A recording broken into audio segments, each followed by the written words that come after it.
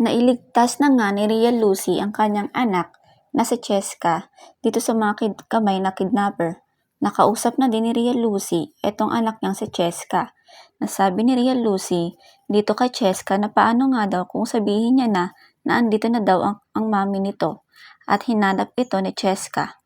Hinawakan ni Ria Lucy ang kamay ni Cheska at inilagay ito sa kanyang dibdib at masaya itong si Ria Lucy sa sinabi ni Cheska sa kanya na mahal siya nito dahil nakitaan ni Cheska na mabait ito sa kanya.